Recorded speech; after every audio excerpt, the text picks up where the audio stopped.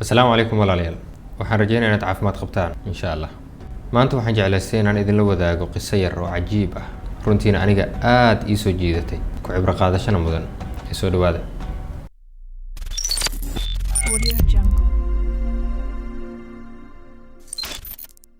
xilliga aan ku jirno xilka iyo madaxtinimada noocyadeeda kala duwan waxaa lagu bixiyaa qarash badan si loo helo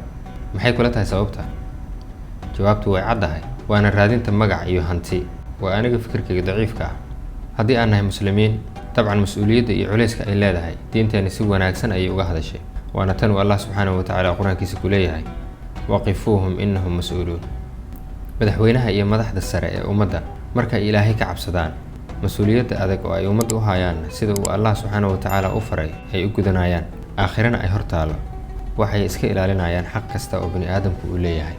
hadday ahaan lahayd maalkooda dhiigooda cirdigooda iyo sharaftooda inta isaga ka hooseysana way ku dayan lahaayeen dabcan qisadeen haddaan u soo noqdo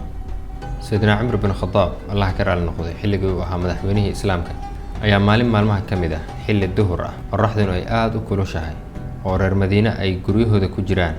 oo ay nasanayaan isla markaana ay adag tahay in banaanka loo soo baxo kuleel dartiis culimada qaarkood ayaa waxay ku tilmaameen heerka kuleelka in qofkii gabal'aan banaanka u soo baxo kuleelka falaaraha cadceedda ay ku dhacaya dhulka ee ay dubayaan ama ay gubayaan qofka cagahiisa iyadoo kuleelka intaas leeg uu jiro ayaa Sayyidina Uthman bin Affan Allah ka raali noqday wuxuu arkay madaxweyne Umar oo kabala'aan daba ordaya hal geel ah oo ka soo fakatay baytul maalka markaasuu Uthman Allah ka raali noqday wuxuu ku yiri yaa amiirul mu'miniin nooda anaga ayaa ku filan oo soo qabanayna hashi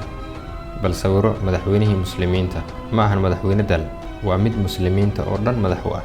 oo isaga oo shaqaale iyo adeegayaal heli kara wuxuu rabana u dirsan kara daba ordaya hanti dadka oo dhan ka wada dhaxeeya isagana uu mas'uul ka yahay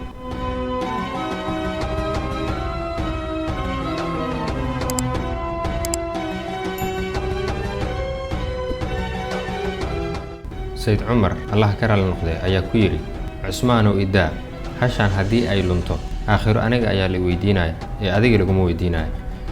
Sayyid Umar ayaa orod iyo racdayn dheer kadib hashi gacanta ku soo dhigay wuuna soo qomiyay wuxuuna ku soo celiyay magaaladii Madiina markii uu keenay ayuu ku yiri haadihi amaanatun lakum wa amaanadiini aan idin soo celiyay ee meesheeda ku celiya intaas markii afkiisa ka soo bixisay ayuu istaaga ka dhacay Sayyidina Umar Allah ka raali noqday wuuna suuxay xilligii adkaa ee uu hash raadinteeda galay awgeed subxaanallah maanta ma jiraa mas'uul sidaas u ilaalinayo mas'uuliyadda uu haayo walaalayaal qisadan waxaan ka baran karnaa in mas'uuliyadda aysan sahlanayn qof walba waa mas'uul waana la weydiinayaa wixii uu mas'uulka ka ahaa ilaahay waxaan ka baryaynaa inuu xaqana tuso mas'uuliyadahana saaranna culayskooda uu noo fududeeyo mawduucayna maanta intaas ayuu ku egyahay intaan ku kulmayno mawduuc xiga waxaan idinkaga tegayaa nabad iyo caafimaad wassalaamu calaykum waraxmatullaahi tacaala wabarakaatu